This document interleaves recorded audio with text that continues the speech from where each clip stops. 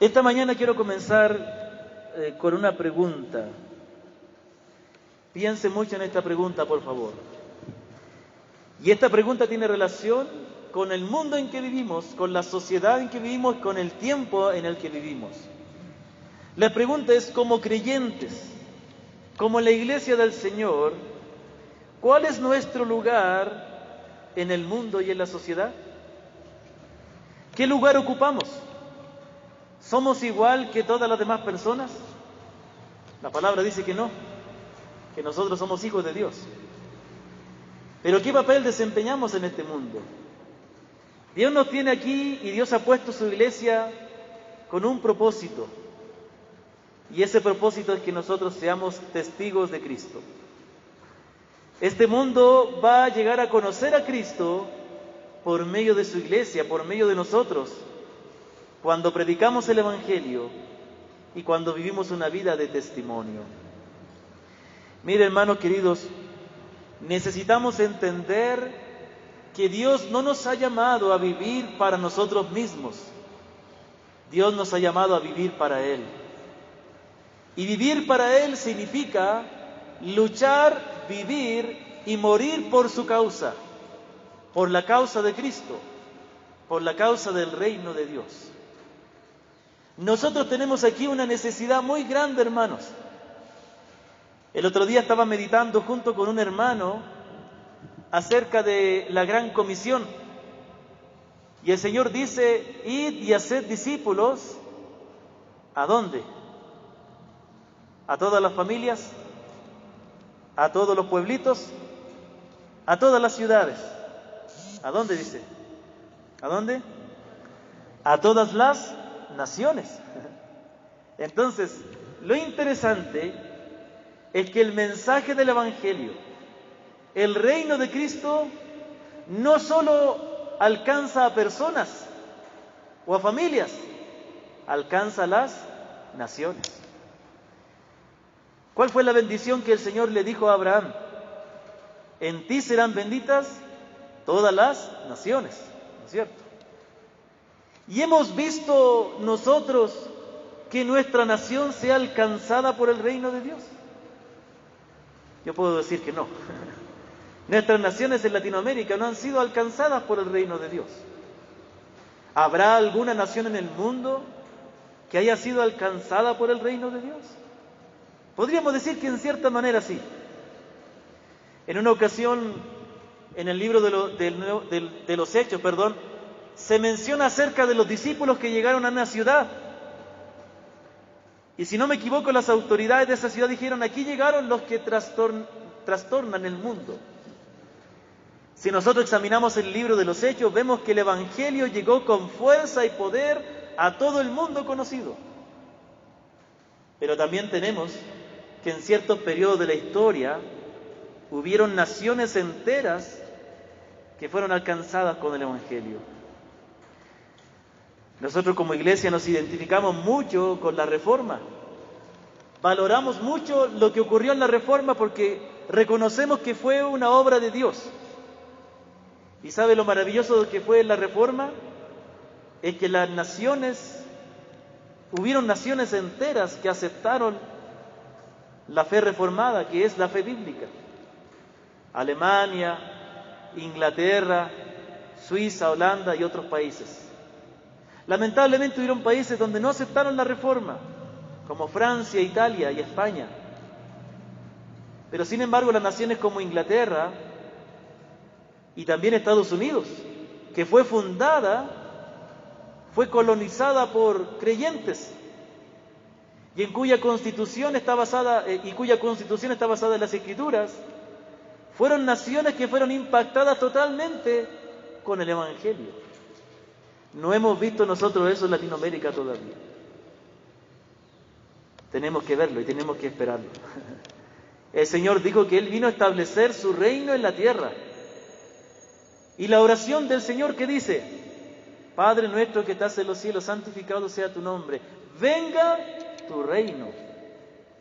Y lo que los creyentes debemos anhelar es que el reino de Dios venga a nuestro mundo y en especial en nuestra situación, el reino venga al Ecuador. Pero ahí es donde entra el papel de la iglesia. Nosotros somos llamados a predicar este evangelio del reino. Nosotros somos llamados a predicar este evangelio de la gracia. Nosotros somos llamados a anunciar que el reino de Dios se ha acercado a los hombres. Pero no podemos hacerlo si nosotros vivimos para nosotros mismos y no nos involucramos en la obra de Dios, en la misión de Dios. Dios no nos ha salvado del infierno para que vivamos tranquilos y contentos viviendo para nosotros mismos. Hemos sido, como dice la carta a los Colosenses, hemos sido rescatados del reino de las tinieblas para ahora pertenecer no al reino de nosotros mismos, sino al reino de su amado Hijo, el Señor Jesucristo. Nosotros debemos entender cuál es nuestra posición, cuál es nuestro papel en este mundo. Y para eso quiero invitarle que abra su Biblia en el libro de Mateo, capítulo 5, versículo 13 al 16. Este es un texto maravilloso de la Escritura. Es lo que se conoce como el Sermón del Monte o el Sermón de la Montaña. Hermanos, para mí es algo maravilloso e inspirador siempre ver la manera como el Señor predicaba la palabra. Nosotros estamos tan sujetos, tan necesitados de cosas externas, como un lugar donde reunirnos, equipos de sonido, tecnología ahora es tan necesaria, ¿no? Casi imprescindible. Pero el Señor pronunció su más grande sermón en la ladera de una montaña. Y no era una montaña como el Cotopaxi, sino que era un monte, un cerro. No muy alto, tampoco tan bajo, ¿no? Aquí en Ecuador estamos rodeados, y aquí en Ambato especial, ¿no? Estamos rodeados de cerros altísimos, como el Casigana, ¿no? Casigana, ¿no es cierto? Sí, muy bien. O donde está ahí el Parque de la Familia.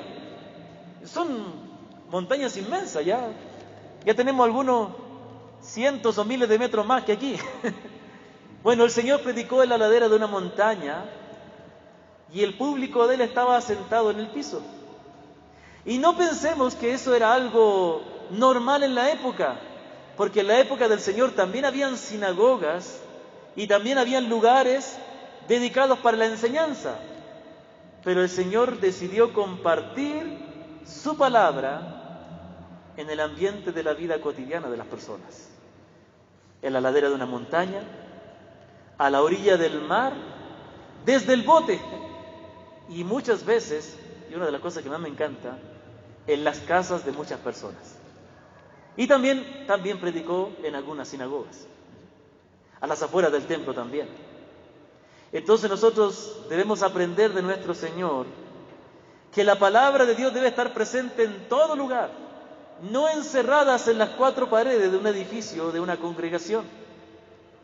La palabra de Dios debe ser predicada en los hogares, en el trabajo, en la calle, en el mundo. Entonces el Señor pronuncia este discurso y en el versículo 13 al 16, dice lo siguiente.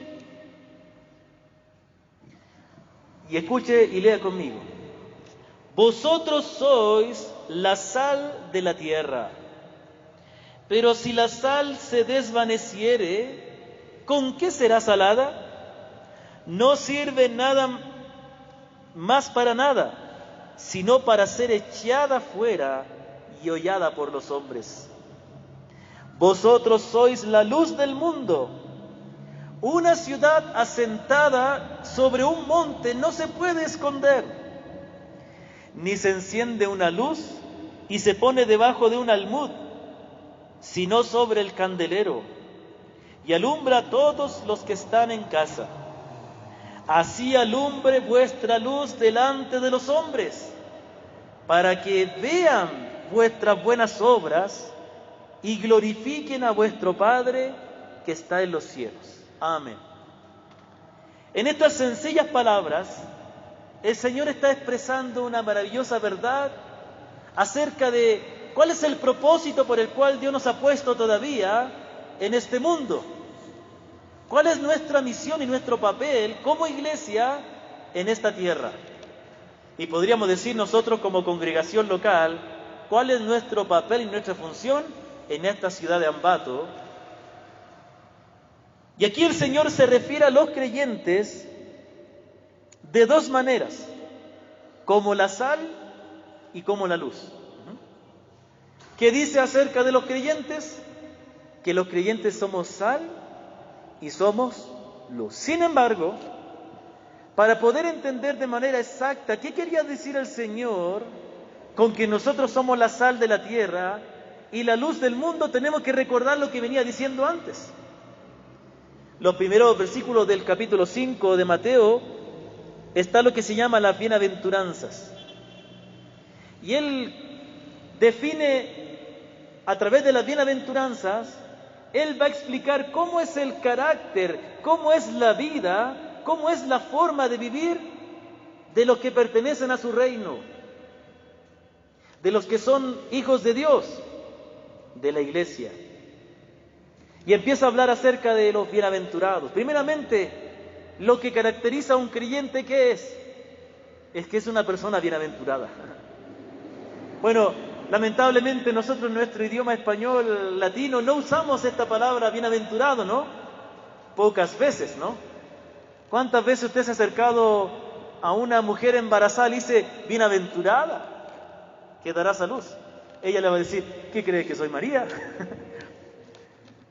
Tampoco decimos a alguien que se graduó, bienaventurado. Decimos, felicitaciones, ¿no? Bueno, bienaventurado quiere decir sumamente dichoso. Hay algunas traducciones como la nueva traducción, como la NBI, bueno, ya se me olvidó lo que significaban las siglas. La nueva versión internacional, que yo usaba tanto antes. Ella traduce dichosos, dichosos. Otras traducciones dicen bendecidos, bendecidos, dichoso, bendecido.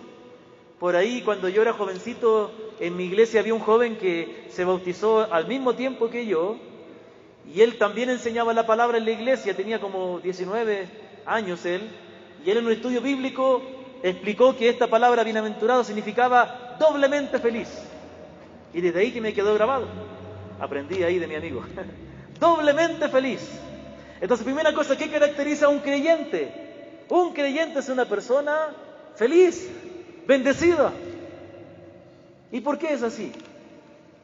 Porque nuestros pecados han sido perdonados. Porque tenemos a Dios como nuestro Padre. Porque sabemos que nos espera un destino glorioso en los cielos. De modo que las aflicciones, como dice el apóstol Pablo, las aflicciones del tiempo presente no se pueden comparar con las bendiciones que nos esperan. Y por eso los creyentes, cuando nosotros esperamos esas bendiciones, cuando nosotros anhelamos eso, es cuando nuestro corazón se llena de gozo. De modo que lo que debe caracterizar a un creyente es el gozo, porque sus pecados han sido perdonados, porque irá a cielo nuevo y tierra nueva, ya no tenemos a qué temer. Pero también el Señor en la bienaventuranza da algunas características. Bienaventurados los pobres en espíritu, porque de ellos es el reino de los cielos. Bienaventurados los que lloran, porque recibirán consolación. Bienaventurados los mansos, porque recibirán la tierra por heredad. Bienaventurados los que tienen hambre y sed de justicia, porque ellos serán saciados. No sé si se da cuenta, pero esa bienaventuranza comienza, bienaventurados, y presenta una necesidad y después presenta la solución. Bienaventurados, por así decirlo, que aunque sean pobres, un día serán ricos. Bienaventurados que aunque lloren, un día recibirán consolación. Y entonces está hablando de los creyentes como aquellos que son pobres, pero recibirán el reino por heredad. Que lloran, pero serán consolados. Que son mansos, pero recibirán la tierra, y porque recibirán la tierra por heredad. Que tienen hambre y sed de justicia y serán saciados. Que son misericordiosos y también recibirán misericordia. Que tienen limpio corazón y que verán a Dios. Bienaventurados los pacificadores, porque ellos serán llamados hijos de Dios, versículo 10. Y aquí dice, bienaventurados los que padecen persecución por causa de la justicia. Bienaventurados, felices, cuando padezcas por causa de la justicia, no porque la justicia te esté persiguiendo, porque cometiste un delito, no. Eso no es padecer por causa de la justicia, eso es padecer por causa de tu pecado.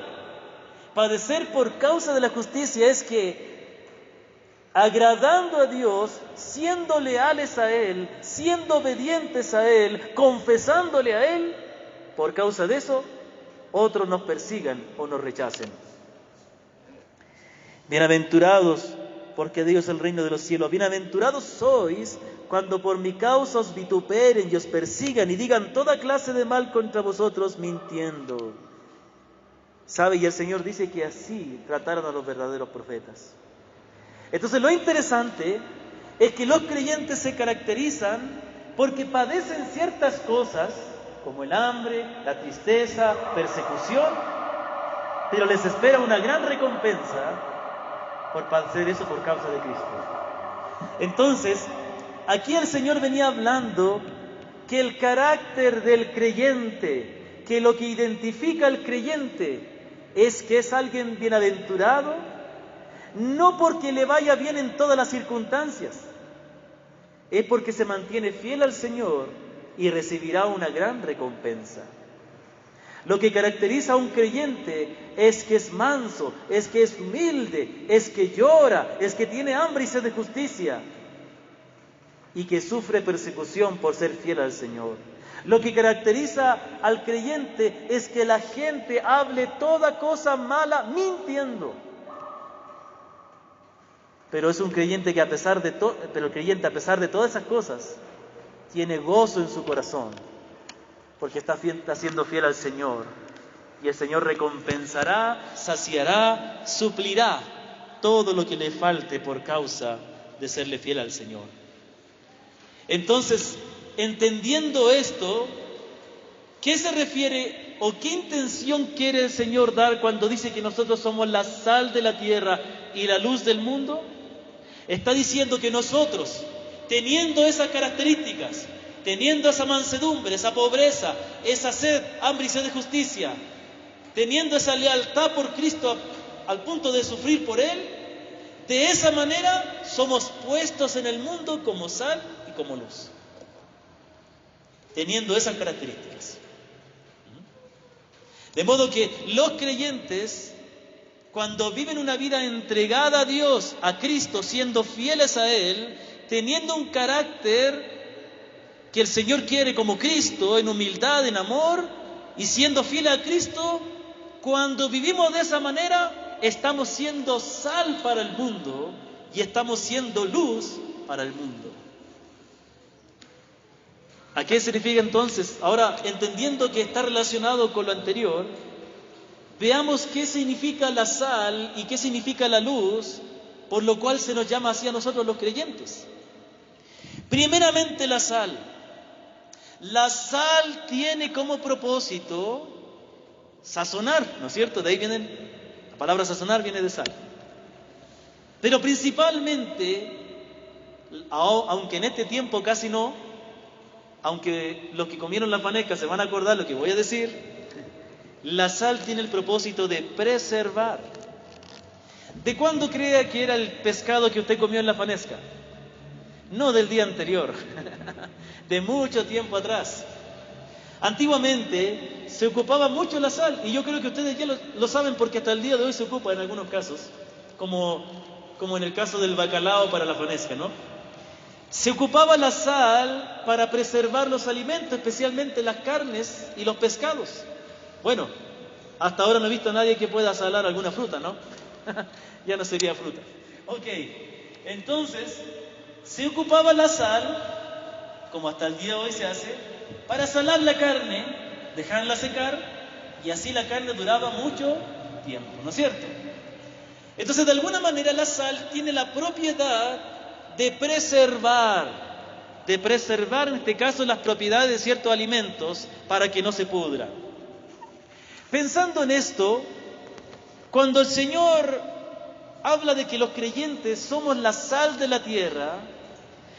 Yo creo que relacionado con esta propiedad de la sal está diciendo que los creyentes somos los que de alguna manera preservamos este mundo para que no sea destruido o para que no se corrompa más. Hermanos, mientras esté la iglesia en este mundo, Dios no destruirá este mundo. Mire, para entenderlo, le voy a recordar la historia de Lot. Dice la palabra que Dios había decidido destruir la ciudad de Sodoma. Pero ¿quién vivía en Sodoma? Lot, sobrino de Abraham. Lamentablemente Lot, que era un hombre que la palabra lo define como el justo Lot, a pesar de que es llamado justo porque alguien es justo no por sus buenas obras, sino por la fe, como dice la palabra, él se fue a vivir en esa ciudad corrupta. Y cuando Dios envía a sus ángeles para destruir la ciudad, Dios le cuenta sus planes a Abraham, tío de Lot. Y Dios dice, no le voy a contar mis planes a Abraham, siendo que Abraham llegará a ser una gran nación. Entonces Dios le dice a Abraham que él va a destruir a Sodoma. Y en ese momento Abraham se acuerda que él tiene a su sobrino Lot. Y entonces dice a Abraham, le habla a Dios y le dice, Señor, tú nunca castigarás al justo con el impío. Si hubieran 50 justos en esa ciudad, ¿tú destruirías igual la ciudad? Y Dios le responde a Abraham, si hubieran 50 justos, escuche lo que dice, por amor de esos justos, no destruiría Sodoma. Y entonces Abraham sigue hablando y dice, Señor, permíteme hablarte una vez más. Si hubieran 45 justos en esa ciudad, ¿destruirías tú la ciudad por esos 45, a pesar de que hay esos 45 justos? Y el Señor le dice, no, por amor a esos 45 yo no destruiría la ciudad. Y bueno, de ahí ya Abraham se comienza a poner nervioso, tanta insistencia, dice, perdóneme Señor, pero si hubieran 30 justos, después si hubieran 20, si hubieran 10. ¿Y sabe qué? En cada vez Dios le responde que no destruiría, pero solamente había un justo. Entonces lo que Dios hace mejor saquemos al justo y destruyamos la ciudad. Entonces, pero mire lo interesante, entendemos que finalmente la ciudad de Sodoma fue destruida, pero ¿qué pasó con Lot? Lot fue sacado de la ciudad, ¿cierto? Los ángeles le sacaron e inmediatamente cayó el juicio sobre la ciudad. Miren, hermanos queridos, los creyentes hemos sido llamados para bendecir a este mundo. Y es cierto que este mundo necesita arrepentirse y creer en Cristo. Pero aparte de eso, por causa de los creyentes, es que Dios no destruye a este mundo. ¿Me comprende? ¿Sabe qué, mis hermanos queridos? La palabra de Dios dice claramente en la historia que les conté acerca de Sodoma, que Dios dice claramente que por amor a los justos que hubieran ahí, Dios no destruiría la ciudad. Hermanos queridos, nosotros tenemos que entender que somos llamados a extender la misericordia a este mundo. Por causa de la iglesia, Dios puede bendecir a nuestro país. ¿Sabía usted eso? Eso es lo que nosotros somos llamados a hacer. Pero ¿cómo nosotros cumplimos esa labor de ser sal del mundo? Viviendo una vida consagrada a Dios, siendo leales a Cristo. Mire, uno de los mejores testimonios que podemos dar es ser leales a Cristo. Y déjeme decirle algo, especialmente los que están escuchando la grabación, que muchas veces tenemos demasiadas razones para no cumplirle al Señor. Y a veces por causa de la familia. Mire, hermanos, déjenme decirle algo. Yo sé que yo puedo parecer duro en esto. Y yo sé que muchos han hecho esto y yo no lo estoy condenando, porque yo también he cometido este error. Pero muchas veces hay personas que a veces no vienen el domingo porque vino un familiar a visitarles, ¿no? Siempre escuchaba decir a un hermano o una hermana, perdón pastor, no voy a poder ir el domingo porque me vino mi papá a visitar. Yo siempre le decía a los hermanos, ¿y si tu papá viene el día lunes, no vas a ir al trabajo? ¿No vas a ir al trabajo? Perdón jefe, no puedo ir al trabajo hoy día. ¿Por qué? Es que vino mi papá a visitarme. Al trabajo sí vas a ir, ¿no es cierto? Lo siento, papito, estoy contento que estés aquí. Tú, mira, aquí tiene la televisión, aquí está la refri y todo. Yo tengo que ir al trabajo hoy día, pero a la vuelta nos vemos y salimos a dar una vuelta. ¿Por qué no le dices lo mismo con la iglesia? ¿Por qué la iglesia no es tan importante? ¿Por qué la reunión de los creyentes siempre se debe faltar? ¿Por qué no le dices, papá, ¿sabes qué? Estoy contento de que estés aquí, pero yo hoy día tengo que hacer algo muy importante. Tengo que ir a adorar al Señor. Acompáñame, vamos. No, hijo, no. Quiera o no quiera, tú tienes que darle la prioridad al Señor. Si no eres capaz de ir a la iglesia, a pesar de que tu familia te vino a visitar el domingo, ¿cómo vas a ser capaz de dar la vida por Cristo?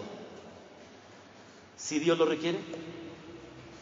¿Sabe? Yo estaba leyendo con mi esposa y mis hijas un libro maravilloso. Yo se lo puedo compartir más adelante por el WhatsApp, en PDF, porque está en inglés. Yo no sé inglés, pero sé usar el Google Traductor. Entonces lo traduzco ahí y ahí medio lo voy editando. Y es un libro que se llama Héroes de la Reforma. Hermanos queridos, yo ya leí entero el libro, yo se lo estoy leyendo de a poquito a mis hijas. Pero yo quedé sorprendido. La cantidad de hombres, ancianos, 70, 80 años, que murieron quemados en la hoguera por no negar a Cristo y la palabra. Mujeres que fueron ahorcadas, desnudadas públicamente y quemadas, vivos algunos de ellos, y no negaron a Cristo ni aún.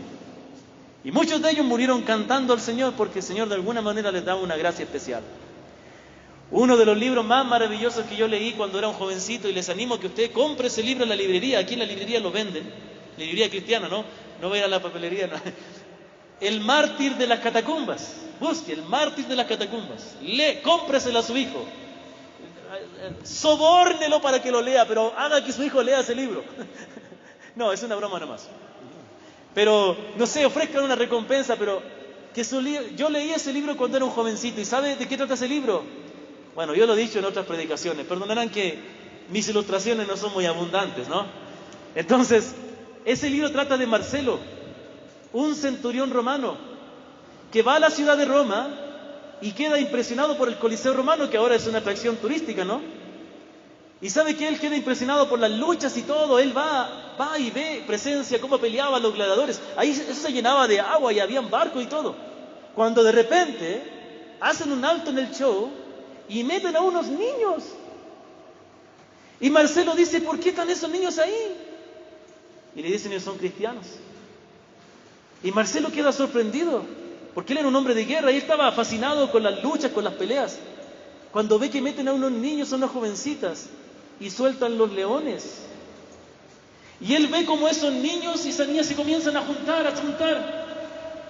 Y el león se agacha y se lanza sobre ellos y les comienza a devorar. Y si eso fue un impacto para Marcelo, mayor impacto para él fue que mientras ellos estaban siendo devorados, levantaban sus manos y adoraban a Dios. Y nosotros no podemos venir a adorar el domingo, porque tenemos alguna cosita que hacer. Nada es tan importante. No podemos ser sal en el mundo.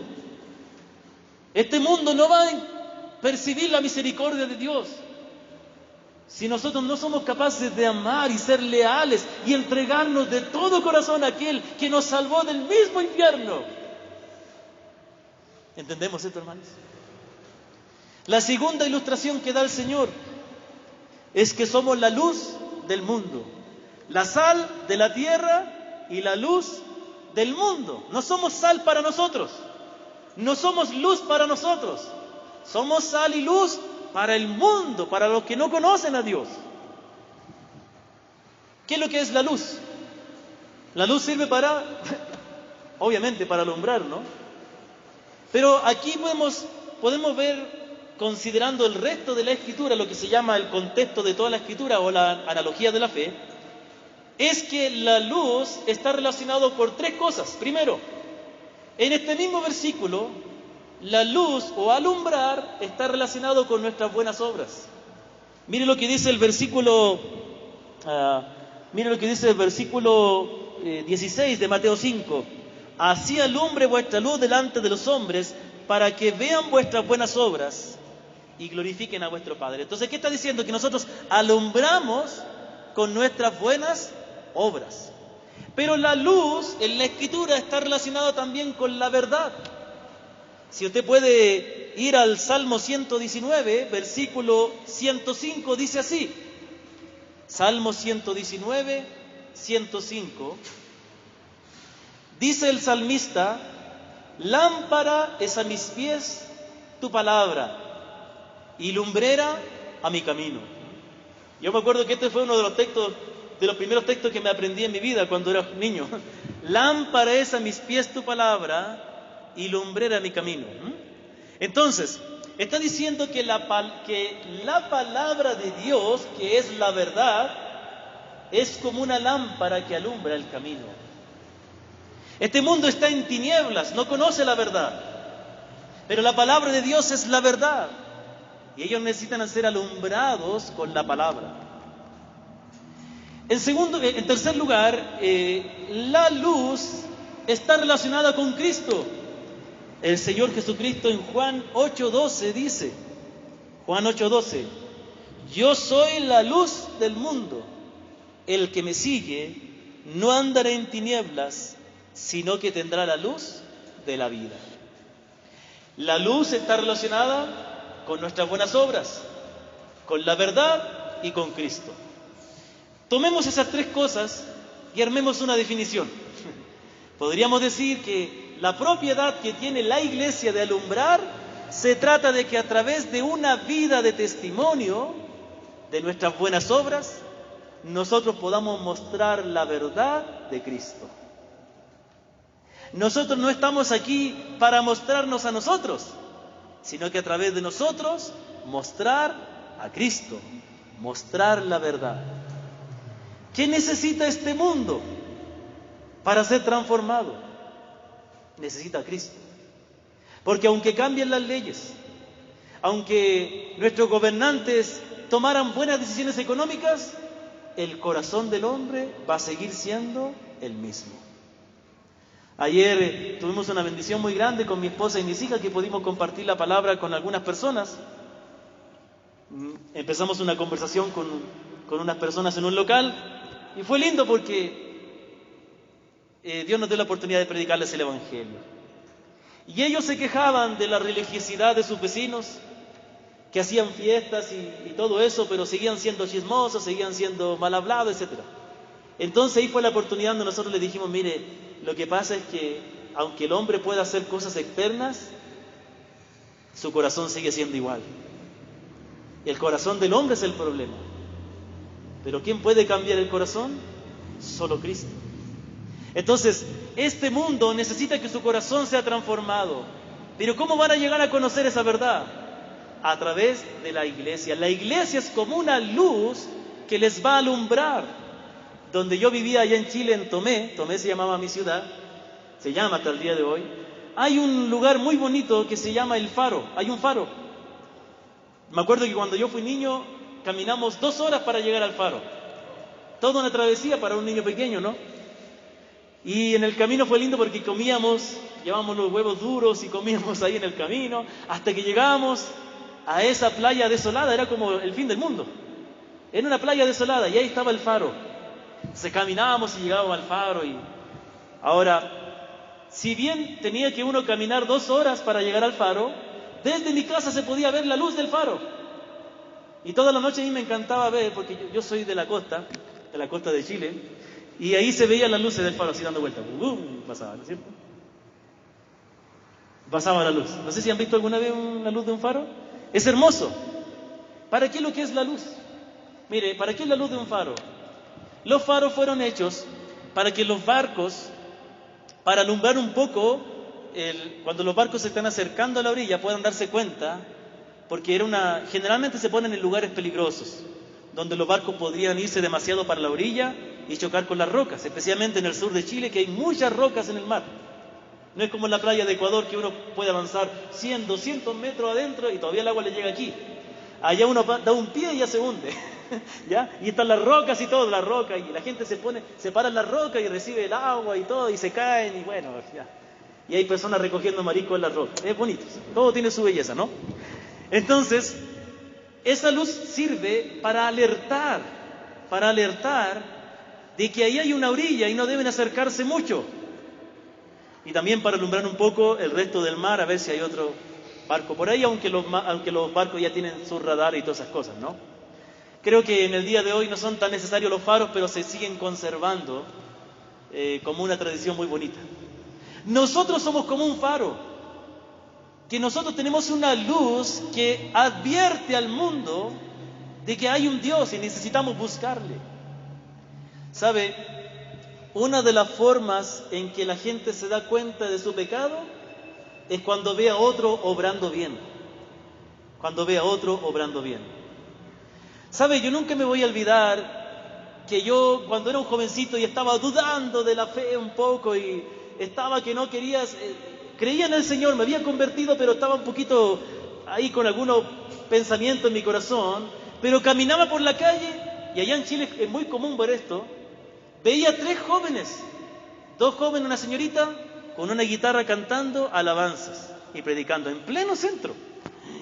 Cuando yo veía eso me sentía tan mal, no porque no me gustara, es que yo estaba ahí, quizás buscando entretenimiento en el mundo, y veía ahí 3 jóvenes cristianos predicando el Evangelio. ¿Me comprende? Muchas veces cuando nosotros vivimos una vida correcta, apegada al Señor, eso tocará la conciencia de las personas. Algunos se molestarán. Me acuerdo que en un trabajo que yo tuve para juntar dinero para venir a Ecuador, yo trabajé en una fábrica procesadora de salmón, había un compañero de trabajo que me quería literalmente pegar, porque yo no me reía de sus bromas. No me reía de la broma de doble sentido que hacían, y me quería pegar. Pero ¿sabe por qué pasaba eso? Algo estaba ocurriendo en el corazón de él. Él estaba viendo que alguien vivía diferente. Y él sabía que yo era cristiano. ¿Me comprende? Gracias a Dios que había otro compañero que grandote, ya más mayor, y me defendió. Porque él literalmente me agarró mal al otro compañero. Pero es así. Entonces nosotros somos llamados a vivir una vida de testimonio. Somos llamados a ser la sal de la tierra, a alumbrar, a entender de que no debo andar por el mundo viviendo para mí mismo. Tengo que preocuparme de que mi vida pueda conducir a otros a Cristo. Pregunto, ¿tu vida está conduciendo a otras personas para que lleguen a conocer a Cristo? ¿Tienes el gozo de tu corazón de que han habido personas que han llegado a conocer al Señor por tu causa? ¿A cuántos has llevado a la palabra? ¿A cuántos has llevado a Cristo? ¿O a cuántos has traído para que vengan a escuchar la palabra? ¿Cuántos están en el camino de Dios por causa de tu vida? Obviamente sabemos que es obra de Dios, no es obra de nosotros, pero Dios ha decidido usarnos a nosotros. Y nuestro gozo es saber que seamos usados por Dios. Ahora, vamos a detenernos, en primer lugar, con respecto a la sal, a ser sal de la tierra, hay una advertencia. Mire lo que dice Mateo 5:13. Vosotros sois la sal de la tierra, pero si la sal se desvaneciere, o si la sal perdiere su sabor, ¿con qué será salada? ¿Cómo volverá a recuperar su sabor? No sirve más. Miren lo que dice, no sirve para nada, sino para ser echada fuera y hollada o pisoteada por los hombres. Aquí hay algo interesante. Dice que la sal, cuando pierde su propiedad, no está diciendo que esa pueda ocurrir, está dando un caso hipotético. Si la sal perdiera su propiedad, ¿para qué servirá? Ya no sirve. Le pones a la comida y no pasa nada. Se pudre igual. Entonces sirve para ser botada y pisada por los hombres. Algunos han sugerido que la sal tiene la propiedad de poder ayudar en el piso cuando hay nieve. Cuando hay nieve o está congelado, le ponen sal y eso ayuda a que no sea resbaloso. De alguna manera, quizás lo que podríamos decir en sí, lo que el Señor está diciendo, que si nosotros como creyentes no ejercemos nuestra función de salar al mundo, vamos a ser pisoteados por ellos. Mire, ¿se acuerda que le conté la historia de Lot? De cómo Lot estaba en Sodoma y Abraham oró, pero bueno, Dios mejor sacó a Lot y destruyó Sodoma. ¿Y sabe algo interesante, no? ¿Por qué Dios no salvó a Sodoma a pesar de que estaba Lot ahí? ¿Por qué Dios, por amor a Lot, no salvó a Sodoma? ¿Por qué la destruyó igual?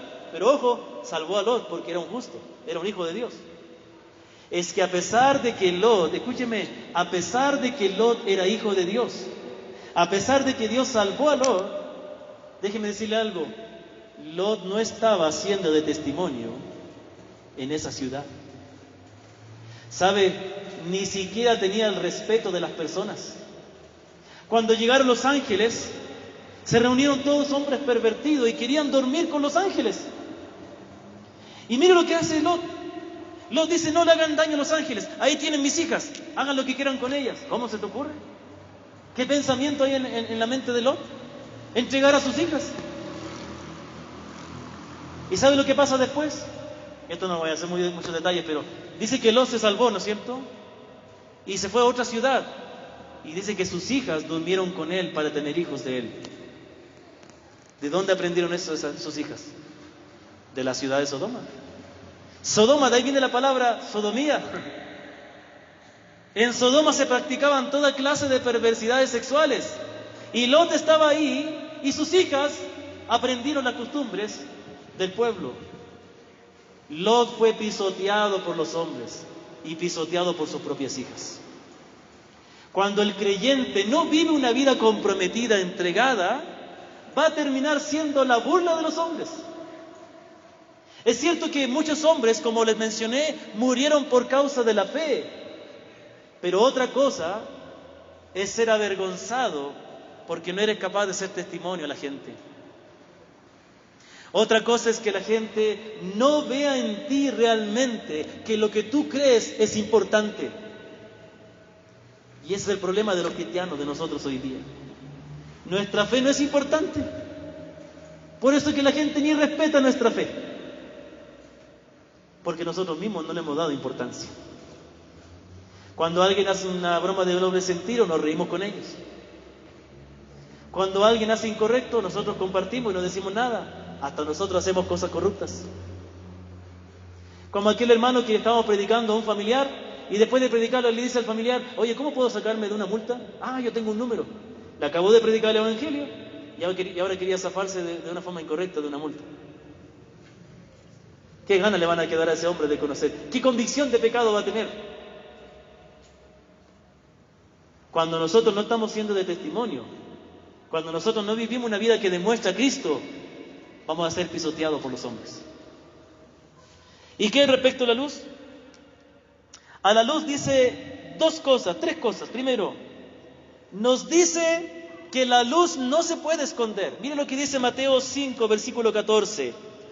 Vosotros sois la luz del mundo. Una ciudad asentada sobre un monte no se puede esconder. Está diciendo, mira, es imposible que una ciudad que está en un monte pueda pasar desapercibida. De la misma manera, cuando el creyente alumbra, cuando el creyente vive una vida entregada, consagrada, siendo de testimonio, no puede pasar desapercibido. Es imposible. Mire, predicar el evangelio no es algo difícil. Es vivir nuestra fe. Y téngalo por seguro que usted no va a pasar desapercibido. ¿Me comprende? La otra cosa dice Mateo 5:16, así alumbre, versículos 15, ni se enciende una luz y se pone debajo de un almud o de un cajón, sino sobre el candelero y alumbra a todos los que están en casa. Está diciendo, el propósito de la luz no es esconderla, sino alumbrar. Dios te ha dado una vida nueva. Dios te ha dado conocimiento de la palabra. Dios ha estado contigo y te ha dado la fe, no para que tú escondas esa fe. No para que tú te escondas entre la multitud del mundo. No para que tú te parezcas a ellos. Eso es lo peor que podemos hacer. En el día de hoy hay una filosofía equivocada que piensa que vamos a ganar al mundo siendo como ellos. Nunca vamos a poder mostrarles la luz si nosotros queremos parecer oscuridad como ellos. ¿Me comprenden? Yo nunca le voy a poder enseñar a leer a mi hija si yo trato de leer como ella. Yo tengo que leer bien para que mi hija aprenda a leer bien. Yo tengo que vivir una vida diferente para que ellos vean que hay una vida diferente, que hay un camino diferente. No hemos sido salvados para que nos escondamos de este mundo. Es por eso, hermanos, que nunca tenemos que dejar de congregarnos. Vamos a hablar de algo que está sucediendo en este lugar, pero tenemos que buscar la manera de seguir predicando la palabra, de seguir adorando a Dios. Hermanos, no hemos sido llamados a escondernos. ¿A qué hemos sido llamados entonces? Versículo 16. Así alumbre vuestra luz delante de los hombres, para que vean vuestras buenas obras y glorifiquen a Dios, a vuestro Padre que está en los cielos. Y escúcheme esta parte. Aquí nos enseña el Señor qué es lo que debemos hacer. Si somos la sal, si somos la luz, tenemos que vivir de tal manera que podamos salar el mundo y podamos alumbrar el mundo. ¿Y cómo lo hacemos? Por lo menos yo he notado aquí 3 maneras. Primero, aquí dice claramente que la gente debe ver nuestras buenas obras. No es que nosotros andemos exponiendo lo bueno que hacemos. Como una hermana que tenía la costumbre de, en el momento que se pasaba la ofrenda, delante de todo decir: hermano, aquí está mi diezmo. Muy bien, hermano, muchas gracias, pero no necesita publicarlo. ¿Quiere que lo publiquemos en Facebook también? Entonces, no se trata de eso, se trata de que nosotros nuestras buenas obras deben ser evidentes. Evidentes. Debe ser evidente que nosotros tenemos amor por las personas. Debe ser evidente ese deseo de ayudar, de interesarse. ¿Sabe qué? Una de las mejores maneras en que nosotros somos de testimonio es cuando nos interesamos en la vida de otros. Y es más, hay parte. ¿Por qué no predicamos tanto el Evangelio? ¿Por qué hay tan pocas personas a las cuales hemos llevado a la fe? Porque no nos interesan. Porque realmente no nos interesan.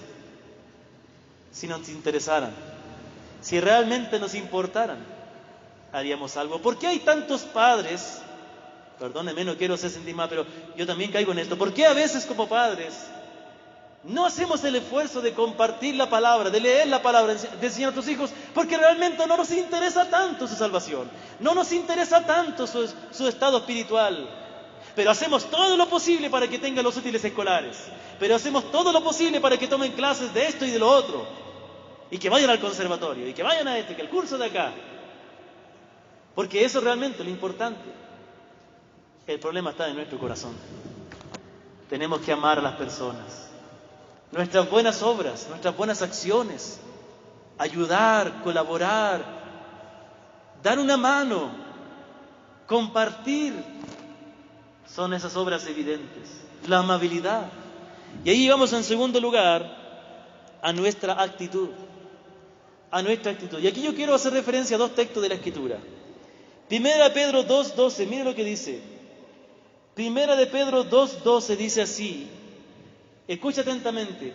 Manteniendo buena vuestra manera de vivir entre los gentiles, para que en lo que murmuran de vosotros como de malhechores, glorifiquen a Dios en el día de la visitación al considerar vuestras buenas obras. Entonces, la palabra nos dice que nosotros debemos mantener una buena forma de vivir ante los gentiles. ¿Sabe? Nunca tenemos que olvidar que nosotros somos creyentes. El otro día estábamos en una fila para entrar a un lugar, y una persona va y se nos adelanta. Ese rato quisimos decirle: oiga, por favor, respete. Pero dijimos: alto, acordémonos que somos cristianos. No nos hagamos problema por eso. El otro día fuimos a un lugar y no nos atendieron bien. Y bueno, entonces decidimos ir a otro local. A ese otro local que fuimos, le predicamos a las personas. Entonces ahí mi esposa me dijo: ve, Dios no quería que estuviéramos en ese lugar porque quería que le predicáramos a esas personas. No me sentí mal ni me enojé porque en ese primer local no me atendieron. Porque gracias a que ellos no me atendieron, yo pude ir al otro local y ahí les prediqué el evangelio a las personas. Entonces nunca debemos olvidar que nuestra vida está en las manos de Dios. Por nada estéis afanosos. El afán es el peor testimonio que podemos dar. A veces tenemos una actitud tan afanosa, tan preocupada por lo que podamos perder, que estamos diciendo al mundo, ¿sabes qué? Yo no tengo ningún Dios conmigo. Eso es lo que estamos diciendo. Dios no me cuida. En otras palabras estamos diciendo, ¿sabes qué? Mira, confía en el Señor, pero ¿sabes qué? Dios no me cuida, por eso estoy así afanoso. No, yo tengo que demostrar que confío en el Señor. Y eso nos lleva a otro texto, mire, y esto es muy importante. 1 Pedro 3. Esto también es un texto que habla a las mujeres, pero déjeme decirle, hermano, esto también es para los varones. 1 Pedro 3, versículo 1 al 2. Mire lo que dice aquí. Asimismo vosotras mujeres, estad sujetas a vuestros maridos, para que también los que no creen en la palabra sean ganados sin palabra por la conducta de sus esposas, considerando vuestra conducta casta y respetuosa. El respeto, la castidad. Dice aquí que las mujeres que tienen esposos que no son creyentes los pueden ganar solo con su actitud. Puede la mujer saber mucho de la Biblia, puede predicarle mucho de la Biblia, pero si no tiene una buena actitud, ese mensaje no llegará. Déjeme decirle que yo he conocido muchos hombres que están decepcionados del cristianismo porque sus esposas son evangélicas y son las esposas más difíciles. Yo sé que los hombres podemos llegar a ser muy difíciles. Hermanos, los hombres somos muy difíciles. Que el Señor bendiga a esas esposas, que a cada una de nuestras esposas, ¿no? Que nos aman y nos soportan con nuestro carácter. A veces somos duros, estamos pensando en el trabajo y todo, y a veces nos estresamos. Pero nunca hay que olvidar, y la mujer nunca debe olvidar, que tiene un Padre Celestial con ella. No debe desesperarse como sea su esposo. Nunca debe perder el respeto por su esposo, porque el esposo le ha sido dado por Dios. Fue triste el caso que escuchábamos ayer de una de las personas que le predicamos el Evangelio. ¿Sabe cómo comenzamos a predicar el Evangelio? Porque nosotros nos presentamos como cristianos y el hombre dijo, ustedes son cristianos. A ver, contésteme una pregunta. Si un miembro del matrimonio no es cristiano, ¿se deben separar? En ninguna manera. Y le expliqué con la Biblia que no, que el hombre debe amar a su esposa como Cristo amó a la iglesia. Y digo, a ver, ¿usted lo dice por algo específico? ¿Me puede contar? Sí, le dice, mi esposa era cristiana y se separó de mí. Y las hermanas también son cristianas y son todas divorciadas. Y el hermano es pastor. Y se divorció de mí porque yo no era cristiano. Bueno, habrá muchas cosas más que él no me contó, ¿no? ¿Cómo sería él también? Pues hay que traer. Capaz que él tampoco era un esposo muy fácil, ¿no? Pero, hermanos, no debe ser así. Déjenme decirle algo.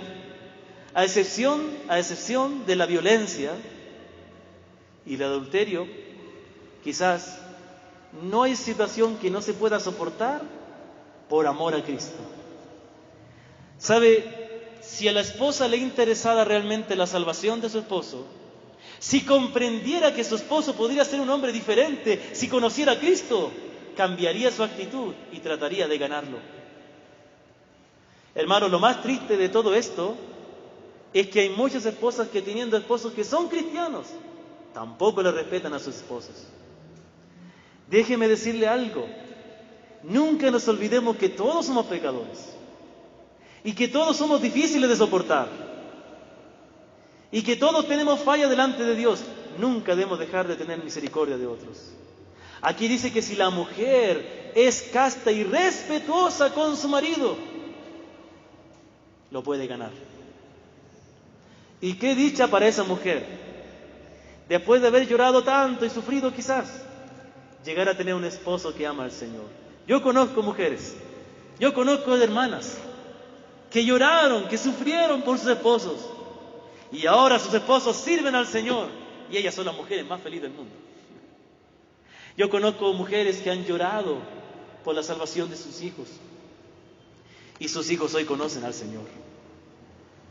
¿Sabe? Esos hijos conocen al Señor y he encontrado hombres y mujeres, hombres e hijos que han dicho que ellos llegaron a conocer al Señor por causa de sus esposas.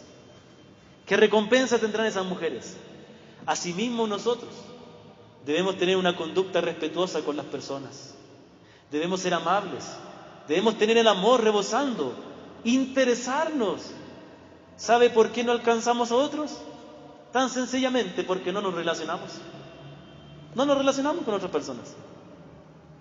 Ni con los hermanos de la iglesia nos relacionamos. Peor con las personas que no conocen al Señor.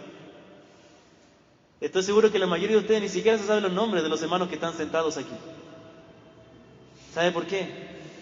Porque no hacemos el esfuerzo de acercarnos, de conversar. Termina el culto y es, hermano, hay una bomba. Salen todos volando. Hermano, no hay una bomba aquí. No hay una bomba aquí. Hermano, os digo esto con mucho cariño, no se sienta mal. Esto Dios me lo dice a mí primero, ¿me comprende? Yo me predico a mí mismo. Creo que yo me sé el nombre de todos. Muy bien. Y finalmente, somos de testimonio por medio de nuestras palabras. ¿Sabía usted que las palabras revelan mucho de lo que hay en nuestro corazón? El Señor dijo que de la abundancia del corazón habla la boca. ¿Y qué quiso decir con eso? Que nuestras palabras reflejarán lo que nosotros amamos, lo que nosotros creemos.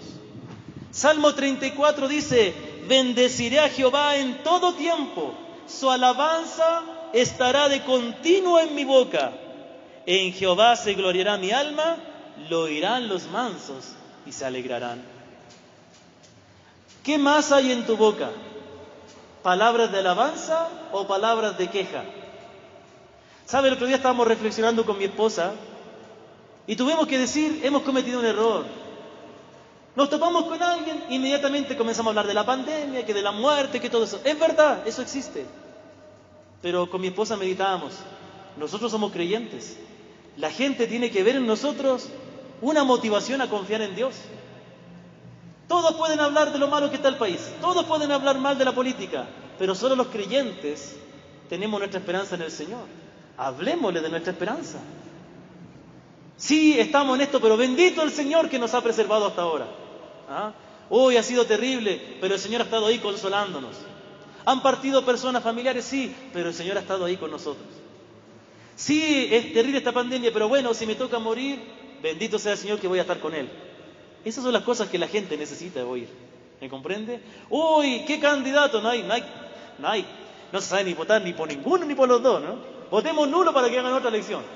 Mire, sí, está difícil, pero bueno, lo importante es estar con el Señor, porque nuestro bienestar viene de Él. Entonces usted con sus palabras muestra que usted tiene la confianza en el Señor.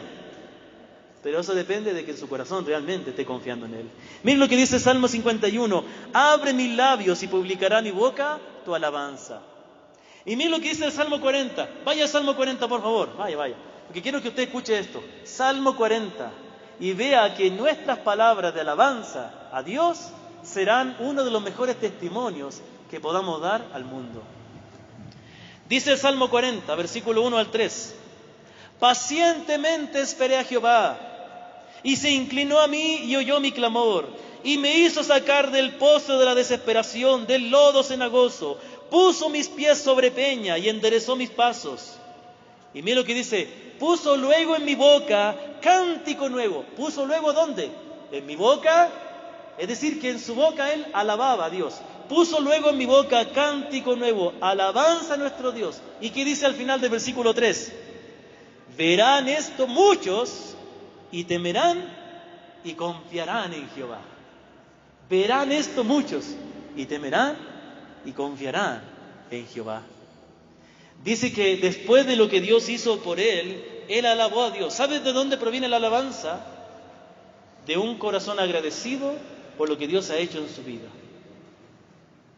¿Se acuerda de la mujer que derramó el perfume? ¿Por qué lo hizo? Porque el Señor fue muy misericordioso con ella. ¿Por qué Saqueo vendió todo lo que devolvió todo lo que había robado y regaló su dinero? Porque él estaba agradecido porque el Señor le había perdonado. Dice la palabra que cuando el Señor obra en nosotros, hay un cántico de alabanza. Pero ese cántico de alabanza es para nosotros mismos. Uy, me voy y me encierro y alabo a Dios. Y cuando salgo fuera, ahí hablo cualquier cosa. No, dice que verán esto muchos.